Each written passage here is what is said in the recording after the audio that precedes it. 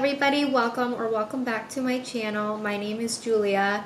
Today we're going to be talking about my 1-year breastfeeding journey with my son Colton. This is just going to be like a long sit down chit chat of basically everything I wish I knew when I had my daughter about breastfeeding that I know now with my son Colton. I feel like I need to disclaim that I am not a lactation consultant, nor am I a doctor or work in the health care field. This is just my personal experience about breastfeeding and tips, what helped me, and must-haves for the breastfeeding journey. Before I get started, please go ahead and subscribe to my channel. I would really appreciate it, and I won't take up too much of your time, so we will jump right on in. So I had a completely different experience with breastfeeding from my first child and my second child. With Sophia, I made it about 5 months, and I also supplemented. I think I might have supplemented more formula than I did breast milk. With Colton, I did not pump. The only time I pumped was when I had an oversupply the first couple of days, and I just froze everything I pumped then. But other than that, I did not pump. I did not supplement, didn't even give him any bottles. I think he might have taken a bottle 3 times in his life when he was with like a relative while I went out grocery shopping or something like that. Those are the only times he took a bottle. So he also kind of forced me in a way to continue breastfeeding just because he preferred me over a bottle. But I guess I'll just start from the beginning of when I first gave birth to him. We had a rough delivery. Like, he almost didn't make it, but he did, and I'm so grateful for that. And after I gave birth to him, I was just so thankful that he was out, alive, and healthy, and in my arms. I did not want to put him down. I just wanted to give him all the snuggles. So he latched within like the first hour, and I think we started feeding an hour after that. So we got the hang of breastfeeding really quickly, and I think a lot of it might have been due to past experience and like kind of understanding what I was like getting myself into when it came to breastfeeding. Something I didn't know with my first daughter was you need to breastfeed every hour and a half to 2 hours. Even when the baby is sleeping, you need to wake the baby up somehow, whether it's rub their back. I've heard people like put a little bit of cold water somewhere on their feet or something to wake them up. I never did that. I just kind of rubbed their back and played around with it. But I always got him up, luckily. But that's every hour and a half to 2 hours. And I think that was so naive of me to not know that I would be up that often with Sophia, but I knew what I was getting myself into with Colton, and you got to keep that going for like a good month and a half or so until they're able to have longer stretches, like 4 hours or so. So make sure you are breastfeeding every hour and a half to 2 hours because your breast milk goes off of supply and demand. So if you even supplement like 1 bottle of formula, your breast milk supply will still go down after that. So you just need to trust your body and know that your body is able to produce breast milk and you are able to feed your baby because that is what your body was meant to do. And after you just completely put all your trust into your body, you are going to have so much of an easier experience with breastfeeding. You wanted to come say hi and sit with me, right, buddy? And then another thing, in the hospital, they provide you with a lactation consultant. And with Sophia, my first daughter, I didn't use that to my advantage. I just kind of wung it and went home because I just wanted to go home early and get out of there.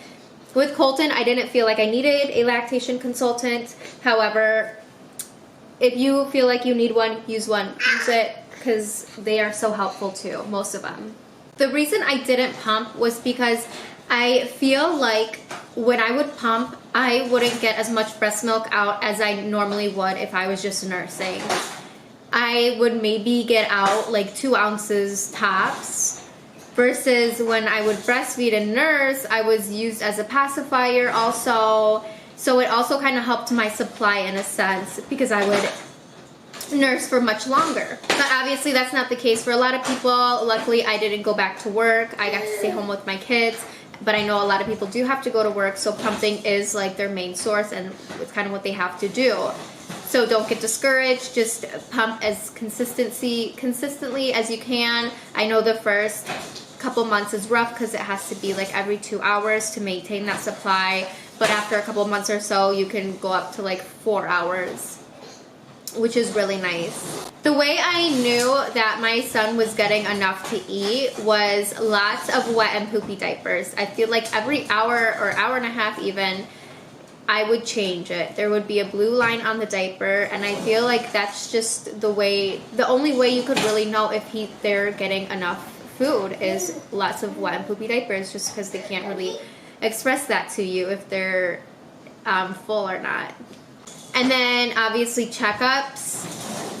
Going to the checkup, I feel like you have one after 24 or 48 hours. You have a 2-week one and then a 1-month one. As long as they're gaining weight like they're supposed to, your breast milk is doing fine. It is, however, super normal for the baby to lose a little bit of weight after birth. After birth, they definitely lose weight, and then I think at the next checkup, it's normal to lose a little bit of weight too. I know my first daughter, Sophia, lost like a significant amount of weight at her 24-hour checkup or 48-hour checkup or whatever it was, and she was only in the 14th percentile, so that was very concerning. So the doctor had suggested that I supplemented with formula then, just so she could get her numbers back up to where they should be. But luckily that wasn't the case for Colton. Colton was growing just like how he was supposed to at each and every checkup. To maintain and boost your breast milk supply, you need to eat at least 500 extra calories per day. That is more than you needed to eat your last trimester of pregnancy, because you not only need to fuel your body, you also need to fuel your baby's body. So you really, really need to get those extra 500 calories in. And make sure you are getting a lot of protein too. Protein is super important. I didn't take any of those lactation teas, lactation cookies. I did, however, eat a bowl of oatmeal every single morning with whatever breakfast I had. So it was my breakfast plus a bowl of oatmeal. Oats and oat milk are super good for breast milk supply. So I don't know. I feel like all that fancy stuff is just super expensive and such a waste of money. Just kind of go down to the basics like how they did back in the day. They say limit your caffeine. Like, I only had 1 cup of coffee every single morning when Colton was younger. And I know that's super hard because you're sleep deprived and you're exhausted and you like live off of caffeine, but just try and limit it. If I had an extra cup of coffee or had like a soda or something along the lines where I had more caffeine some days than others, I didn't notice a dip. However, definitely still try to maintain your caffeine level. And then also, this is very self-explanatory, don't drink a bunch of alcohol. Alcohol, obviously, it's not good for your baby and it hurts your breast milk supply. So I kind of stayed away from alcohol. I would have a glass of wine here and there sometimes, but for the most part, I stayed away from it. Breastfeeding out in public.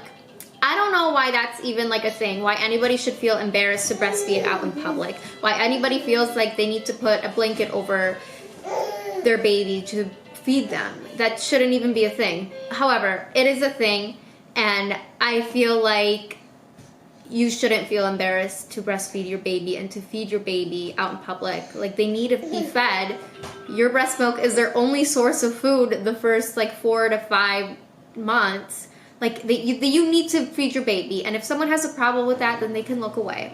I never used any breastfeeding covers with Colton.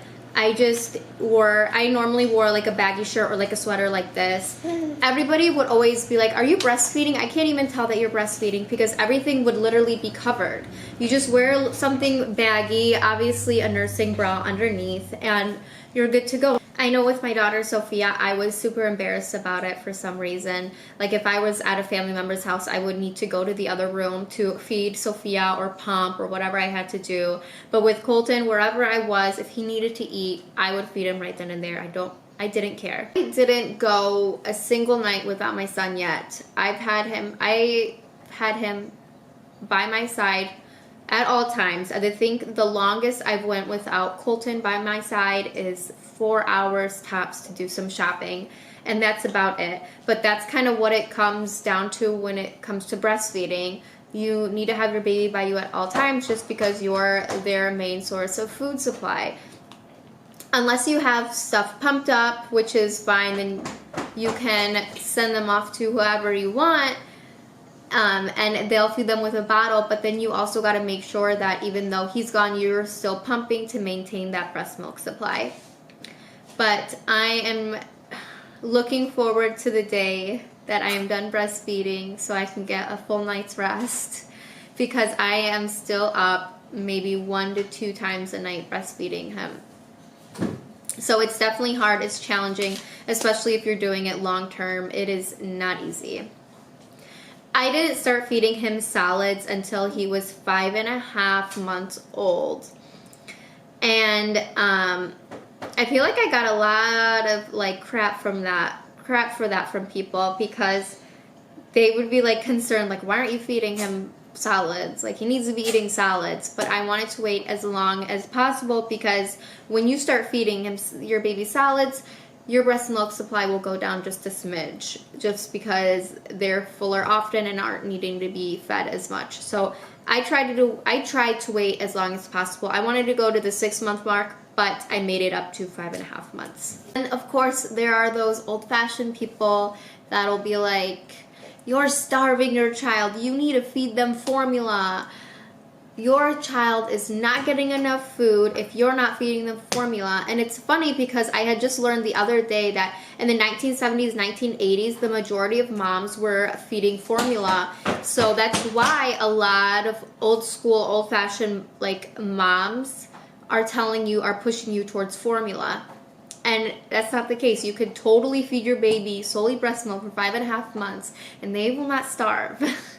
And then there's obviously that like formula shortage, which luckily that was also a push for me to keep on going, just because every time I went to the store, I would look out and just to see if it's there, and it wouldn't be there. Like, you would only have like the formulas no one ever wants to use for their babies out on the shelves, and like dairy-free ones, and it's scary. It's so scary that there were some moms not lucky enough that they weren't able to breastfeed or whatever the case was, and they had to rely on formula and it wasn't there. Like, that is just so scary. That is something a mom never has to go through, and it's crazy that it's still going on. Like, there's still a formula shortage. Like, I don't see it on my shelves as much as I did when Sophia was younger. When I gave birth to Colton, he was just a super fussy, colicky baby. Like, he would cry and cry and cry for hours on end.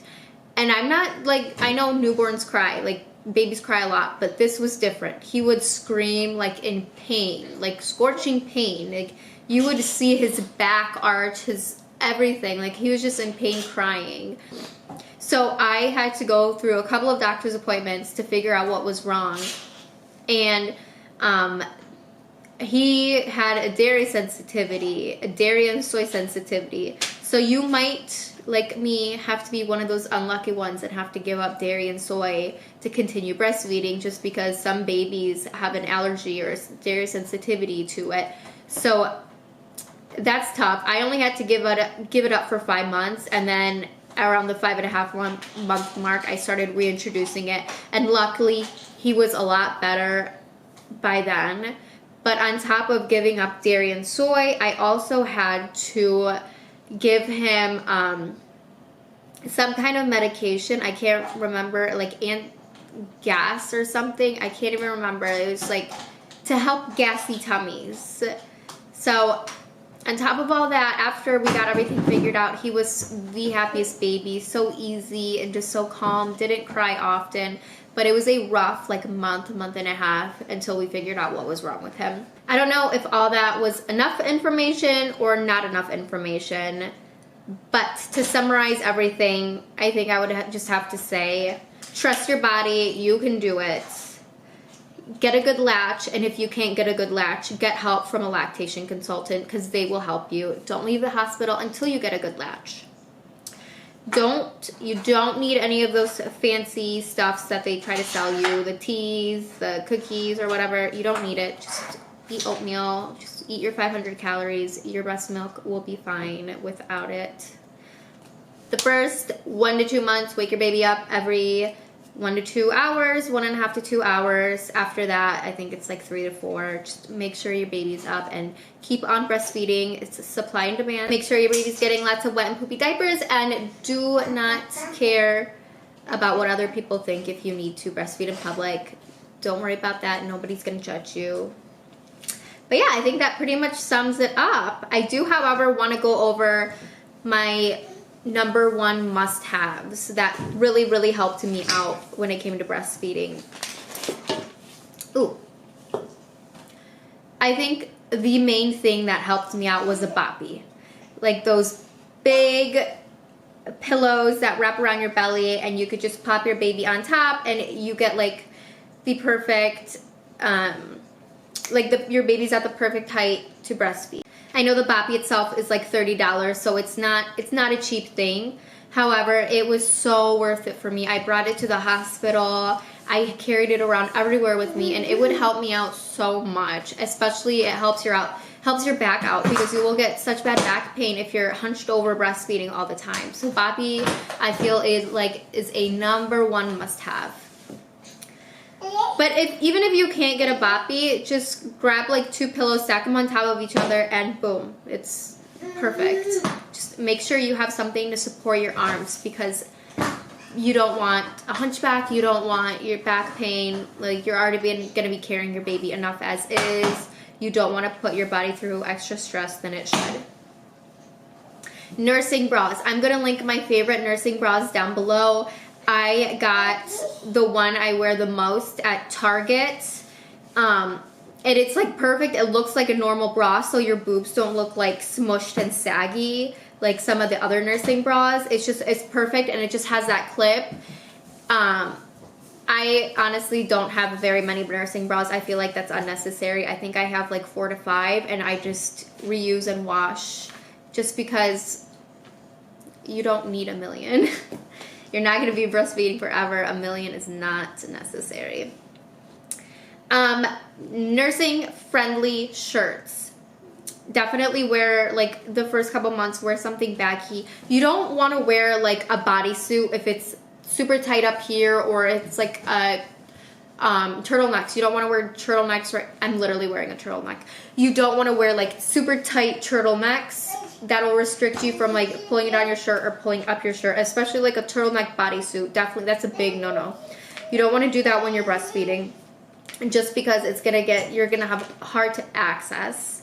So just wear something baggy. You're not gonna be breastfeeding forever. You're not gonna have like the cutest style, but it's worth it, I think. I literally said you don't need a nursing cover, but there are going to be times and situations where you might need one, or you might feel uncomfortable. So maybe just 1 to 2 breathable nursing covers is all you need. But they also come in handy, not only to like cover, but like if you're on a walk and you want to put something over the stroller so nobody is peeking in and getting their germs on your baby, or there's just high winds and you don't want your baby to get cold, or even just to put on top of your baby for some extra warmth. A breathable nursing cover always comes in handy. Some swear by nipple butter, but I never used it. I feel like I never, with both my kids, never got those dry, cracked, like achy nipples. But some do, and some swear by nipple butter. However, I never needed it. I have like an unopened one in my bathroom drawer that I just don't use. I don't know. Some of that stuff is all like a hoax to me. I feel like it's just people want you to spend unnecessary money that you really don't need to. But I guess that sums it all up. I don't think I'm missing anything. I feel like I've covered everything I need to and all the important stuffs. hopefully this helped. Like I said, this is all stuff I wish I knew when I was breastfeeding the first time around and was unsuccessful. If you like this video, please give it a thumbs up and don't forget to subscribe to my channel. And I will see you guys next time. Thank you. Bye.